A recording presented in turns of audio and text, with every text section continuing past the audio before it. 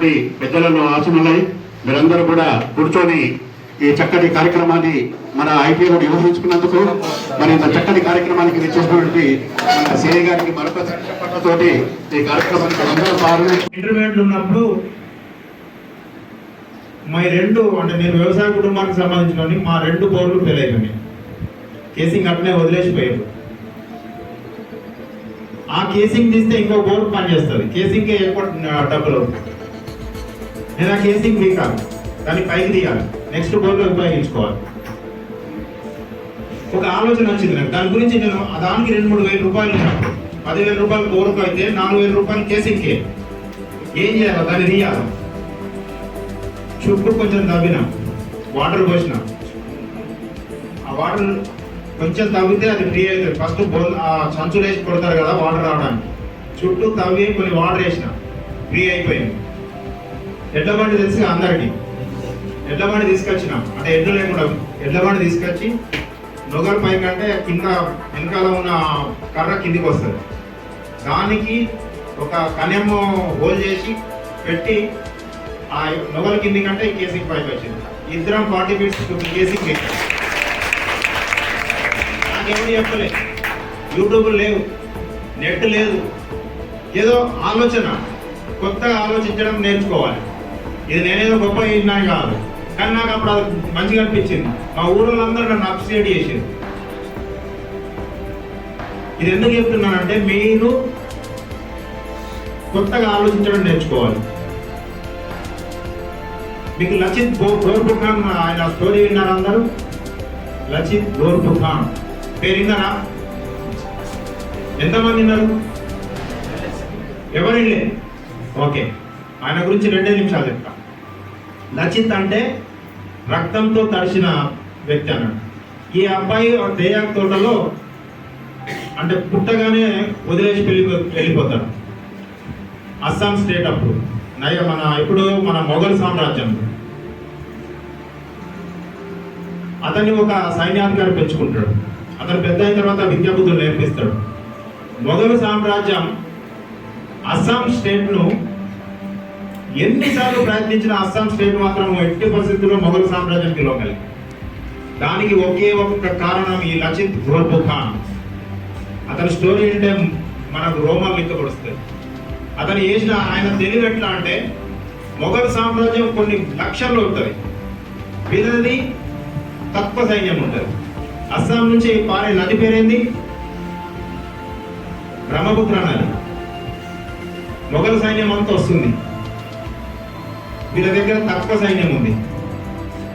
అక్కడ దొరికే పెద్ద ఆకులు, దేవరాకులాగా పెద్ద డొప్పలు గుట్టి వాటిలన్నింటిలో దీపం వెలిగించి బ్రహ్మపుత్ర నదిలో వస్తాడు. వాళ్ళు షాక్ అయిపోతారు, ఇంత సైన్యం ఎక్కడిది అస్సాంలో అని. అన్ని డొప్పల్లో దీపం వెలిగించేసరికి నదిలో సైన్యం వస్తుందని చెప్పి వీళ్ళందరూ ప్యానిక్ అయిపోయి వేరే రూట్లో ఎంచుకుంటారు. ఆ రూట్లో వెళ్తే 2 పడవల మధ్య నుంచి వెళ్ళాలి. అప్పుడు అస్సాం సైన్యం ఈ లచిత్ బోర్ఫుఖాన్ అధికారం అంటే ఈ లచిత్ బోర్ఫుఖాన్ ఎవరైతే ఆ సైన్యానికి అధ్యక్షత వహిస్తుందో అతను ఆ కొండలపై నుంచి వాళ్ళ మీద అటాక్ చేస్తాడు. ఇట్లా కొన్ని పదుల సంఖ్యలో వాళ్ళ మొఘల్ సామ్రాజ్యం అటాక్ చేస్తుంది, వీళ్ళు ఓడగొడతారు. ఎట్టి పరిస్థితుల్లో మొఘలులకు మాత్రం ఆయన లొంగలేడు. అది ఆయన బుద్ధి బలం. ఇది ఎందుకు చెప్తున్నానంటే మన మెదడు ఎన్నో రెట్ల కంప్యూటర్ కంటే ఎన్నో రెట్ల ఎక్కువగా తెలివి ఉంటుంది, మనం యూజ్ చేసుకోవడంలోనే ఉంటుంది. మీ అందరికీ తెలుసు, ఎవడో లింక్ పంపించి దానికి రేటింగ్ ఇస్తే పైసలు వస్తాయంటే పిచ్చిగా రేటింగ్ ఇచ్చి గూగుల్కి రేటింగ్ ఇవ్వడం ఏంటంటే దరిద్రం కాకపోతే. మన దగ్గర కానిస్టేబుల్ సెలెక్ట్ అయిన అమ్మాయి గూగుల్ రేటింగ్ ఇస్తే పైసలు వస్తాయంటే ఒకసారి ఈమె రేటింగ్ అయినా 200 పడ్డది, ఇంకోసారి రేటింగ్ అయినా 400 పడ్డాయి. ఇది కాదు, మీరు డబ్బు ఇన్వెస్ట్ చేయాలంటే ఇన్వెస్ట్ చేసింది వచ్చినాయి. తర్వాత లాస్ట్ పెద్ద అమౌంట్ పెట్టగానే రాలేదు. మళ్ళీ ఏమని చెప్తాడంటే ఈ అమౌంట్ ఆ అమౌంట్ అన్నీ రావాలంటే నువ్వు ఇంకొంత ఇన్వెస్ట్ చేయి. మళ్ళీ ఇన్వెస్ట్ చేసింది, పోయినాయి. అట్లా 2,70,000 పోగొట్టుకున్నారు. అలా మమ్మీ ఖాతాలో ఉన్న డబ్బులు అన్నీ పోయిన తర్వాత అప్పుడు గుర్తొచ్చింది ఈ అమ్మాయి గోహో నేను మోసపోయినా. అప్పుడు 1930కి కాల్ చేసింది. 1930కి కాల్ చేసిన తర్వాత దాంట్లో ఒక 27,000 రూపాయలు ఏమో హోల్డ్ అయింది. మేము కేసు రిజిస్టర్ చేసినాం. వాని అకౌంట్ మధ్యప్రదేశ్లో ఉంది. కేవైసీ అంటాం కదా, కేవైసీలో ఇచ్చిన అంటే అప్లికేషన్ ఫామ్, అందులో ఇచ్చిన ఫోన్ నెంబర్ చూస్తే అది నాగాలాండ్లో ఉన్నది. ఏది కేవైసీలో ఇచ్చిన ఫోన్ నెంబరు ఆ అప్లికేషన్ ఫామ్ డౌన్లోడ్ చేస్తే నాగాలాండ్లో ఒక పర్సన్ తీసుకున్నట్టు. దాని ఆపరేషన్ ఎక్కడ ఉంది అని ఆ టవర్ లొకేషన్ పెడితే అది రాజస్థాన్ ఉన్నది. ఇప్పుడు నేను మధ్యప్రదేశ్ పోయి ఆ అకౌంట్ డీటెయిల్స్ తీసుకొని అది పట్టుకొని మణిపూర్ నాగాలాండ్ పోయి అక్కడ తెలుసుకొని నేను మళ్ళీ రాజస్థాన్ పోతే ఎంత ఖర్చు అవుతుంది, ఎన్ని రోజులు టైం వేస్ట్ అవుతుంది. అసలు తెలుసుకుంటే వాడు 10th క్లాస్ పేరు, డాక్టర్లు, లెక్చరర్స్, పోలీసులు అందరూ ఈ ఉత్సవం పడుతున్నారు. ఇంకొకటి చెప్తా, మొన్న ఐపీఎల్ అయిపోయింది, ఎంతమంది బెట్టింగ్ పెట్టారు? మన దగ్గర లేదా? 100% ఉంది. పడుతున్నా దాంతో సూసైడ్ చేసుకున్న వాళ్ళు కూడా చాలా మంది ఉన్నారు. దాంట్లో మా రిలేషనే ఒకతను ఉద్యోగం చేసుకుంటూ బెట్టింగ్ అలవాటై ఉన్న ప్లాట్ అమ్ముకున్నాడు, ఎకరం భూమి అమ్ముకున్నాడు, రోడ్డు మీద పడాల్సిందే. లాస్ట్కి ఇప్పుడు ఏమైపోయిందంటే ఆయన రియలైజ్ అయ్యి నేను ఫోన్ వాడను అని చెప్పి స్మార్ట్ ఫోన్ కనబడంగానే చాలు దాని మీదకే పోతుంది. అతను అంత అడిక్ట్ అయిపోయాడు. ఫోనే వాడనని చెప్పి పక్కడు ఫోన్ తీసుకొని ఇంటికి ఫోన్ చేసే దరిద్రమైన స్థితికి చేరుకున్నాడు. దయచేసి మీరు అర్థం చేసుకోండి.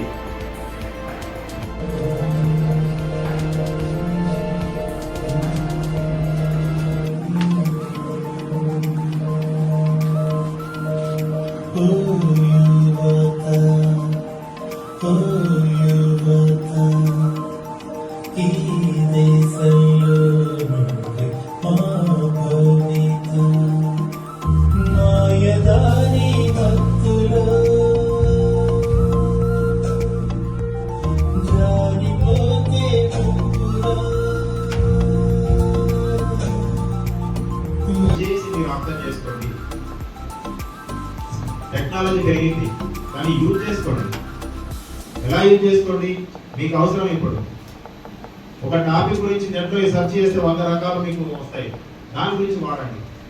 అంతేగాని ఈ బెట్టింగ్ కానీ, ఈ రేటింగ్ ఇవ్వడము, ఈ సైబర్ ఈ లింక్ ఓపెన్ చేయడము, వీటి వైపు ఎట్టి వస్తుందో పోకండి.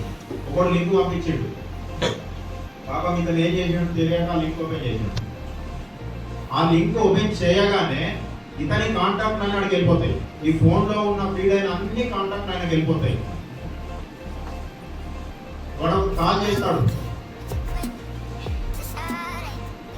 కాల్ చేసి ఏ తెలుసు కదా మీకు, వాడు అమ్మాయిలాగా కాల్ చేస్తాడు. స్క్రీన్ మీద అమ్మాయి కనబడుతుంది, టెంప్ట్ చేస్తాడు, వీడు కాల్ మాట్లాడమంటాడు, వీడు కాల్ మాట్లాడతాడు. తెలియదు కదా, అదంతా స్క్రీన్ రికార్డ్ చేస్తాడు. చేసి జస్ట్ కాల్ కట్ అయిన తర్వాత వాడికి ఆ వీడియో పంపుతాడు. నువ్వు న్యూడ్గా వీడియో కాల్ చేసినావు, ఈ వీడియోను నీ కాంటాక్ట్లో నేను ఫస్ట్ ఏ క్యాపిటల్ ఉన్నది, ఈ పేరు ఉన్నది, లాస్ట్ ఈ పేరు ఉన్నది, వాడికి ఎవిడెన్స్ ఇచ్చేస్తాడు. నీ కాంటాక్ట్ అని నా దగ్గర ఉన్నాయని వీళ్ళందరికీ నేను వాట్సాప్లో షేర్ చేస్తాను. ఎవరికి చెప్పుకుంటాడు? వాడు చెప్తున్నాను చేసుకుంటాను. ఇంకొకటి చెప్తా, ఫోటో చూసిన అందరూ మీ ఏజ్ ఎంత ఇప్పుడు? 20, 17, 20, 18, మేబీ మీరు 21 ఇయర్స్ వచ్చి మీరు మేజర్ అయింది.